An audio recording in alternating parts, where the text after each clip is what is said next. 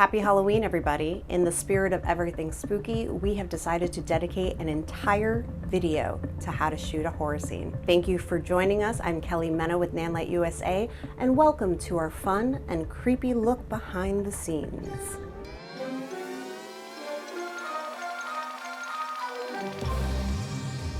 So as always, let's start with the gear that we got to use. We used a Red Raven camera at 4.5K for everything that day. And we also shot at a frame rate of 23.98. And we got to use these DZOFilm lenses. They're super zoom lenses that basically range from 20 to 55 millimeter and then a 50 to 125 millimeter.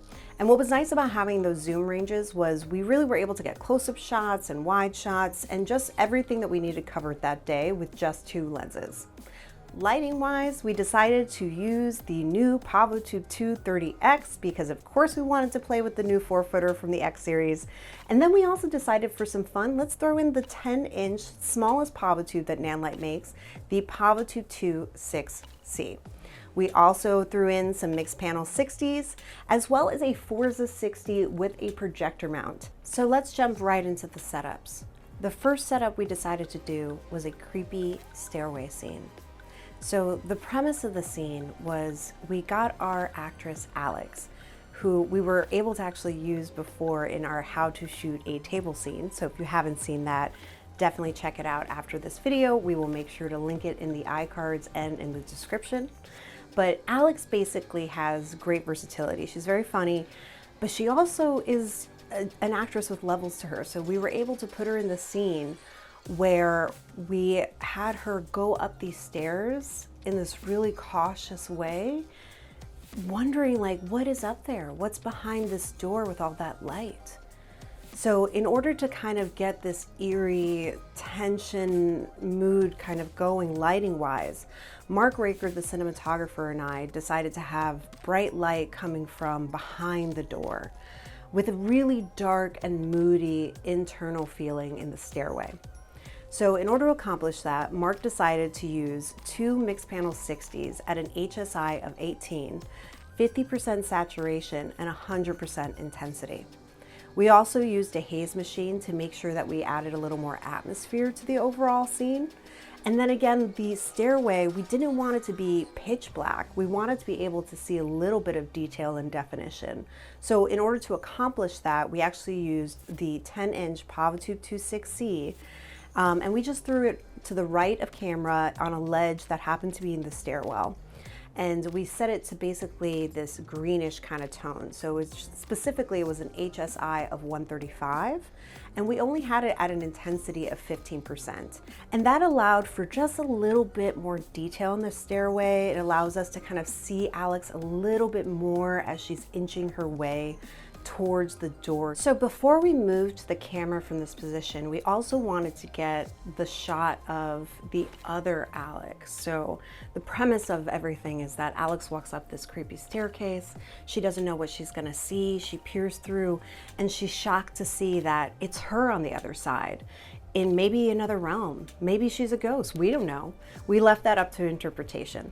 But in order to capture Alex in the white dress, the other Alex, if you will, at the top of the staircase, we kept the camera position as is. So we shot the stairway scene with Alex going up the stairs, and then white dress Alex was gonna open the door in that same shot. So we just stayed where we were.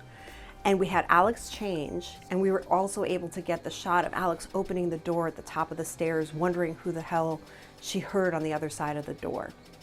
So that was pretty simple of a setup to do because we didn't have to really change much. We still used the mix panels upstairs. We definitely elevated the mix panels a little bit more so that we could illuminate Alex in the white dress and really see her when she opened the door. But other than that, it was pretty much the same exact setup. For the close-up shot we got with Alex peering through the door and being spooked as to what she sees on the other side, we actually used a Forza 60 with the projector mount. And we were able to use the leaves of the projector mount to kind of narrow in just a beam of light coming across Alex's face.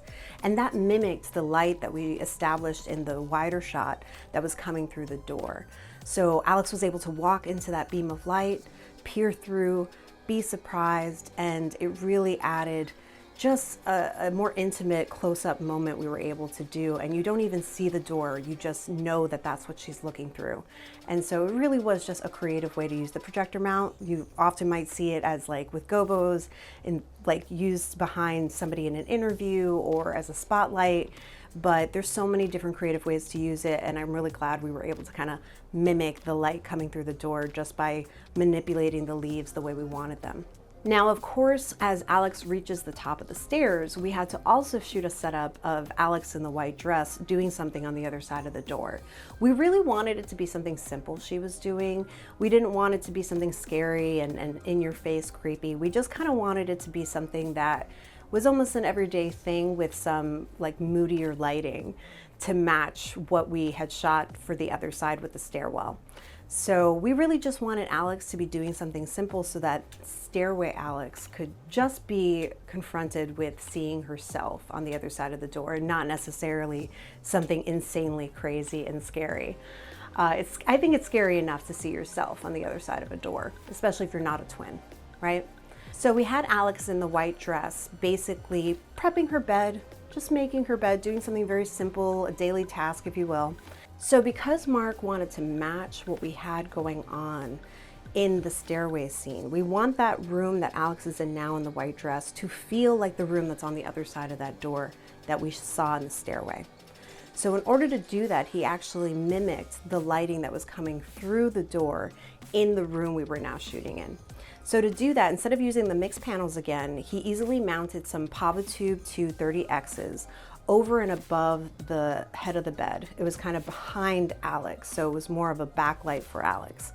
And he matched that again to the mix panels that we had at the top of the staircase. So they were at an HSI of 18, 50% saturation, and 100% intensity. And in order to mimic a little bit of the green coming out of the stairway, since the door is cracked and presumably a little bit of that is seeping into this room as well, Mark used the other PavoTube II 30X to mimic the smaller PavoTube that we had in the stairway.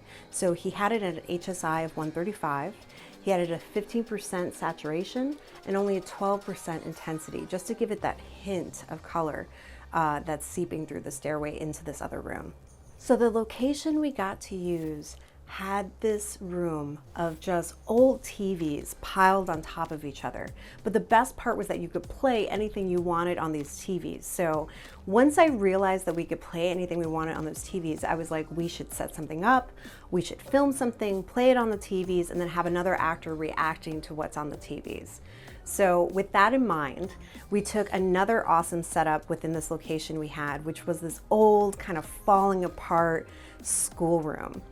And we had Alex be more of a ghost in this, more of a like disheveled, unnerving, ghostly woman. So we also left that up to interpretation as to what Alex is doing. What is her backstory? If you have any ideas, definitely let us know in the comments below. Maybe she was a teacher and she just can't get out of that classroom. But whatever it is, we definitely wanted it to feel eerie and jerky and just like very unnerving. So in order to get that effect, lighting wise, Mark decided to use the 4 PavoTube II 30Xs that we had and just mount them over the light fixtures that were actually already in the classroom. We were able to just use the eye bolts that screw into the base of the lights, use some safety cables, and just mount them to the fixtures that were already there. And then we decided to basically put it in bad bulb mode. So that's one of the effects that's on the PavoTube. And what that allowed us to do, since it's variable, since it's a bad light bulb, it's just kind of like going off at different speeds and different ways. And so we just put them all in that effect. They had a varying on and off thing going on. And we were able to just kind of create this creepy setting by making sure that the PavoTubes are placed, you know, in different places along the ceiling. We also, you can see 2 of the PavoTubes in the shot as well, which kind of, you know, emphasize the fact that you can use these as practicals and it looks like it's just a light that happens to be in the classroom. So that was the lighting scheme that we went with. I think Alex did an amazing job with this entire scene because she really just, we asked her to kind of think of the ring, be inspired, you know, move in erratic ways, and she just did such a great job of just being creepy. She was just very good. And so we had Mark also actually use a shutter speed of 1/200th of a second, which really helped with the jerkiness of the movement. That was a brilliant idea that Mark had that day. He basically asked, he was like, we know we want her to seem kind of unnerving and jerky within her movements, and she was already doing that organically, but changing the shutter speed to 1/200th really added to that kind of, you know, jitteriness and jerkiness of movement, and it made it extra unnerving. So in order to play this on the TVs, I actually, once we shot it, took just 30 minutes on set to throw something really quickly together. And since we were locked down in terms of where the tripod was, and we decided not to move the camera, we purposely decided to have it be a static shot so that I could create a bunch of jump shots. So once we got this kind of creepy edit of Alex together, we played it on the TVs, and that leads us into our next setup, which was basically Christian, our other actor, reacting to Alex and not really knowing what's going on. Again, left to interpretation. We decided to basically film the TV room, which was in this little hallway, and having the edit that I made of Alex playing on the TV, we wanted to kind of mimic, of course, the light coming from the TV. So in order to do that, Mark, again, used the PavoTube II 30X. One of them he had mounted vertically and off camera left, so you can't see it in the frame, it's kind of off to the side. But he actually had that on paparazzi mode, which is another effect that's on there, but that was actually the speed and feeling he wanted. So he decided to go with paparazzi for that PavoTube. And then he decided to take another PavoTube II 30X and mount it right above Christian as he's walking through the hallway on the ceiling. And so that one he put into the TV effect. And in the TV effect, you're able to kind of choose what dimming you want, what range, what speed. So he decided to go with a dim of 0 to 5% and a speed of 100. He also decided to go with a Kelvin of 7500 to get more of a TV coloring kind of feel from the light.